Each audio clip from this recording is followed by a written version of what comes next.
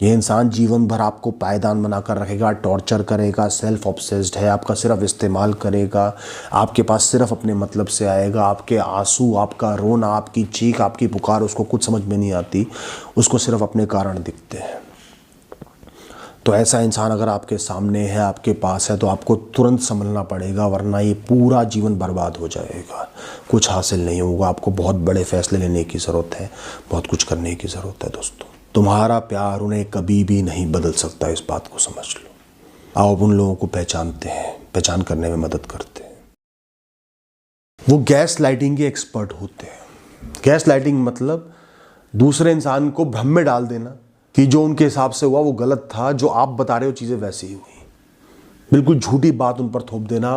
वो भी सोचने पर मजबूर हो जाए, क्या वाकई में ऐसा ही हुआ था, क्या मैं ही गलत हूँ क्या? तो जो कुछ भी हुआ हो वो कितने गलत थे, वो उसका एक अलग वर्जन आपको बताएंगे कि तुम्हारी वजह से मैंने तुम्हारे साथ गलत किया, तुमने सालों से मेरे साथ गलत किया इसलिए गलत किया। अपना वर्जन आप पर थोपेंगे, कॉन्फिडेंस के साथ थोपेंगे, यही तो हुआ है। जो आप कह रहे हो बिल्कुल साफ मना कर देंगे, ऐसा हुआ ही नहीं, हुआ ही नहीं। उन्होंने कुछ बोला, कुछ किया, कोई प्रॉमिस किया, साफ मुंह कर जाएंगे और इतनी बार कॉन्फिडेंस के साथ रिपीट करेंगे कि आप सोच में पड़ जाओगे कि क्या ये जो कह रहे हैं वो सच, क्या जो पास्ट जो भूत मुझे याद है वो झूठ है। आप दोनों के बीच में थोड़ा हीटेड डिस्कशन हो रहा था, जरूरी टॉपिक था, वो चले गए, बिना बात पूरी किए चले गए वहां से। फिर कुछ दिन बाद फिर बातचीत किसी तरह शुरू हुई और आपने बोला कि तुम उस दिन बात अधूरी करके चले गए, पूरी नहीं करी। क्या तुम गए थे? मैं क्यों जाऊंगा? मेरे लिए तो वो बात करना बहुत जरूरी था। तुम गए थे? आपको याद आ रहा है? नहीं नहीं, वही गए थे, तुम गए थे। वो कॉन्फिडेंटली 20 बार बोल देंगे, मानेंगे नहीं अपनी बात, आपके दिमाग में भ्रम होने लगेगा। हो सकता है मैं ही चला गया हूं, मुझे याद ना हो। अरे तुमने तो मेरी बात का रिएक्शन भी नहीं दिया, मैं तो चाह रहा था सिर्फ एक शब्द और सुन लूं तुम्हारे मुंह से, तुमने वो भी नहीं बोला और चले गए। ऐसी ऐसी बातें थोपेंगे आप पर। ऐसे लोग ना बिगड़े हुए बच्चे होते हैं, वो कभी भी अपनी गलती एक्सेप्ट नहीं करेंगे। उनको कोई लॉजिक नहीं चाहिए, कोई फैक्ट नहीं चाहिए, कोई तथ्य उन पर काम नहीं करता। उन्होंने कह दिया तो कह दिया, सोच लिया तो सोच लिया। अगर तुम उनको गलत प्रूफ कर रहे हो, करने वाले हो, तुम्हारे पास लॉजिक है, वो अगले स्टेप पर आ जाएंगे, गाली गलौज पर आ जाएंगे, चीखने पर आ जाएंगे, तुम्हारा मुंह बंद करने पर आ जाएंगे या मुड़ के चले जाएंगे। ऐसे लोग गलत प्रूफ नहीं हो सकते, आप उनको गलत प्रूफ नहीं कर सकते। अगर एक इंसान को आपने कुछ बार भी गलत प्रूफ कर दिया और वो खड़े रहे, एक्सेप्ट कर लिया, वो नार्सिसिस्टिक नहीं है। और एक इंसान ऐसा है जिसको आप कभी भी गलत प्रूफ नहीं कर सकते, पॉसिबल ही नहीं, उनकी गलती कभी हो ही नहीं सकती, तो ये बहुत बड़ा रेड फ्लैग है दोस्तों। एक एग्जांपल देकर समझाता हूं। अब मैं एग्जांपल दे रहा हूं जहां पे हस्बैंड नार्सिसिस्टिक है, पर इसका मतलब बिल्कुल भी ये नहीं है कि हस्बैंड ही नार्सिसिस्टिक होगा, वाइफ भी हो सकती है दोस्तों। पर एग्जांपल को समझना, न्यूट्रली समझना। शादी के बाद एक हस्बैंड ने अपनी वाइफ को बिल्कुल भी समय नहीं दिया, बाहर बिल्कुल नहीं लेकर जाता था, घर में एक फ्लावर पॉट की तरह सजा कर रखती है कि घर के काम पूरे होते रहे और उसकी ख्वाहिशें पूरी होती रहे। अब उस औरत का तो बुरा हो ही रहा था, परिवार वालों ने भी आकर बोला कि तुम गलत कर रहे हो, इसकी तो कोई लाइफ रही नहीं, ये तो एंजॉय कर ही नहीं रही लाइफ में। तो उसने अपनी गलती मानी नहीं, अपने ही परिवार वाले आ गए तो भी नहीं मानी, हर चीज़ का कारण दिया। इसके बर्थडे के दिन तो मैं बहुत तनाव में था ना काम को लेकर, कैसे जाता बताओ। हमारी एनिवर्सरी के दिन पापा का बीपी हाई था, उनको छोड़ के चले जाता। उस दिन संडे वाले दिन इसने मुझसे कहा था कि मॉल ले चलो, पर सीरियसली नहीं कहा था, मैं तो लेटा हुआ था, इसने ऐसे ही हल्के में बोल दिया।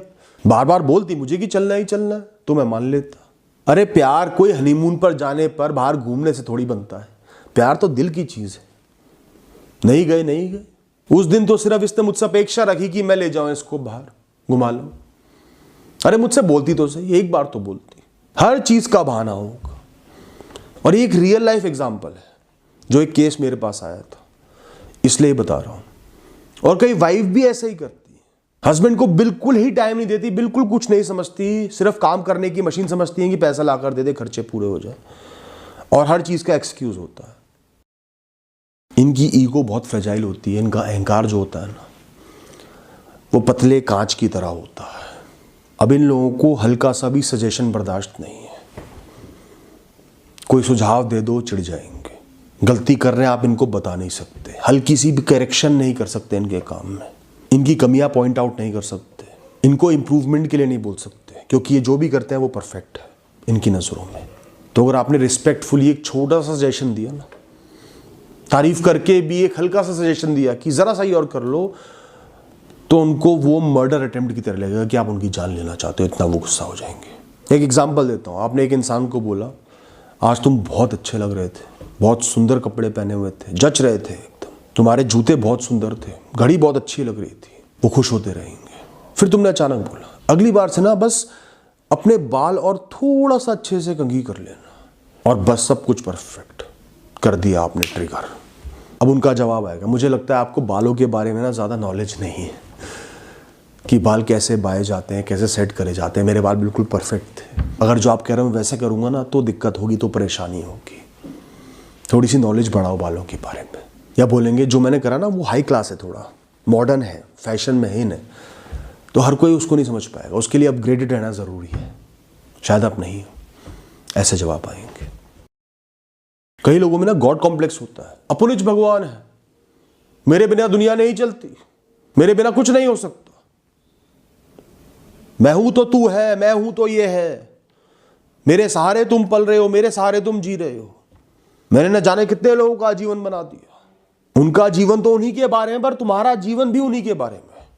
और इसका एग्जाम्पल देता हूं, बहुत लोग ये भुगतते हैं, इस वजह से उनकी पर्सनैलिटी सप्रेस हो जाती है। एक कॉन्फिडेंट इंसान जिसको बहुत आगे बढ़ना है, बहुत कुछ करना है, दबकर घुटा हुआ रह जाता है जीवन भर के लिए। कई बार माता पिता ऐसे होते हैं, वो बच्चों को हर दिन एहसास दिलाते हैं कि मैं ही तेरा भगवान हूं, तेरी रोटी मेरे से चल रही है, तेरा जीवन मेरे से चल रहा है, तेरी फीस मेरे से चल रही है, जो मैं कहूंगा वो तेरे लिए फाइनल है, तुझे वही करना है, वैसे ही चलना है, वही करियर का चुनाव करना है, वही इंसान का चुनाव करना है, वही सब्जेक्ट का चुनाव करना है, वैसे ही दिन जीना है, वही जाना है, वही आना है। एहसान दिखाने की मशीन है वो। तुम्हारा जीवन सिर्फ एक गन्ना है उनके लिए, जो उनकी मशीन में जाकर पिसेगा और एहसान का जूस बाहर आएगा। कई बार ऐसा होता है माता पिता या उनमें से एक दिन भर सिर्फ अपने संघर्ष गिनवाते रहते हैं, मैंने तेरे लिए छोड़ दिया, मैंने तेरे लिए छोड़ दिया, मैं तेरे लिए ये कर रहा हूं, मैं तेरे लिए ये कर रहा हूं। बच्चा इंडिपेंडेंटली कुछ नहीं कर सकता, हर चीज बच्चे की कंट्रोल करेंगे, घोट देंगे उसको, उसका दम घोट देंगे। जरा सा बच्चे ने रिटेलिएट करा, अपनी मर्जी चलाई, अपनी मर्जी से चुनाव करने की सोची भी, इतना एहसान लाद देंगे उसको, इतना ड्रामे करेंगे, इतना रोएंगे कि इसने तो मेरे पूरे जीवन की मेहनत बेकार कर दी, मैंने सालों साल इसके लिए संघर्ष करे, सब कुछ त्याग दिया, और आज देखो क्या हालत है, इससे अच्छा तो मैं मर जाऊं, मैं लुट जाऊं, मेरी लाश के ऊपर से चल के चले जा। करेंगे ऐसी हरकत। ये नॉर्मल नहीं है, नार्सिसिज्म है। मैच्योर इंसान होता तो समझता कि मेरा बच्चा भी एक अलग इंसान है, मैं उसको गाइड कर सकता हूँ, समझा सकता हूँ, एडवाइस दे सकता हूँ, उसका जीवन तय नहीं कर सकता, कंट्रोल नहीं कर सकता। मुझे अपनी ख्वाहिशें अपने ज़रिए पूरी करनी है, इसके ज़रिए नहीं पूरी करनी। अपने दबे कुचले सपने इसके ज़रिए पूरे नहीं करने, ये अपना जीवन जिएगा। उनके लिए आप सिर्फ पिंजरे के पंछी हो, पिंजरे से बाहर नहीं निकल सकते, पिंजरे में आपको दाना डालते रहेंगे। तो ये मत सोचना कि ये माता पिता का एहसान है और जो आप उनके लिए करोगे वो आपका फ़र्ज़ है, ऐसा कुछ भी नहीं। फ़र्ज़ होता है माता पिता के साथ खड़े रहना, उनकी इमरजेंसीज़ में खड़े रहना, उनको समय देना, प्रेम का भाव रखना, सम्मान का भाव रखना, अपने जीवन को कुचल देना नहीं, अपने बड़े फैसले उनसे प्रभावित होकर लेना नहीं कि उन्होंने ज़बरदस्ती कर दी, ब्लैकमेल कर दी और आप ले रहे हो। सिर्फ उन्हीं के हिसाब से जीना नहीं होता। मातृ पितृ भक्ति, अपनी एक स्ट्रॉन्ग पर्सनैलिटी रखनी चाहिए इंसान को। वरना मैंने बहुत से लोग देखे हैं जो सिर्फ दबा कुचला डिप्रेस जीवन जी रहे हैं क्योंकि माता पिता नार्सिसिस्टिक थे। आपकी भावनाएं हमेशा बेकार जाएंगी। इंसानों का काम ही क्या, हम रोबोट से अलग ही क्यों है? क्योंकि हम भावनाओं को पढ़ते हैं, हम भावनाओं से लिप्त हैं।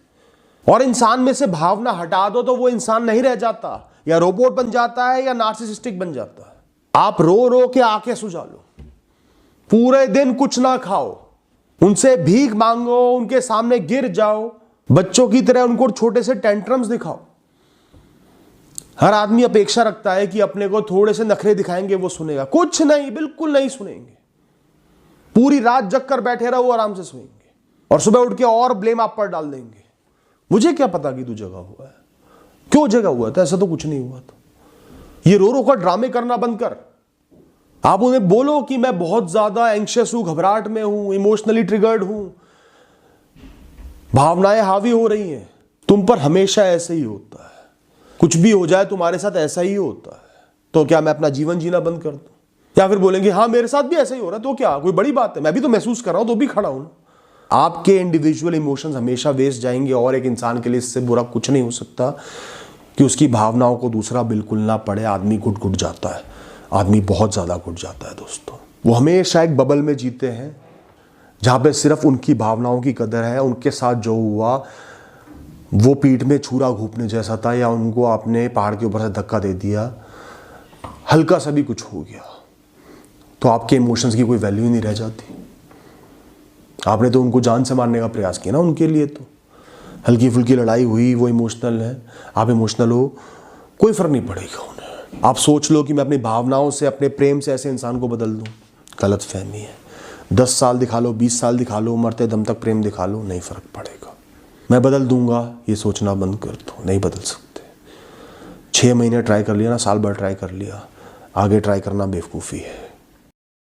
ऐसे लोग आपकी किसी बाउंड्री की रिस्पेक्ट नहीं करेंगे। आप कैसा जीवन जीते हो उनको कोई फ़र्क नहीं पड़ता। आप क्या चीज़ बिल्कुल नहीं कर सकते उनको कोई फ़र्क नहीं पड़ता। क्या चीज़ आपको बिल्कुल सूट नहीं करती उनको कोई फ़र्क नहीं पड़ता। आपकी पर्सनल बाउंड्रीज़, आपकी चॉइसेस, आपके बिलीव्स उनके लिए शून्य है। वो हर चीज़ के लिए आपको इतने सारे लॉजिक देंगे, इतने सारे पॉइंट्स बताएंगे क्यों आपको करनी चाहिए, क्यों अपनी बाउंड्री तोड़नी चाहिए, क्यों उनके हिसाब से चलना चाहिए, कि आप कंफ्यूज हो जाओगे।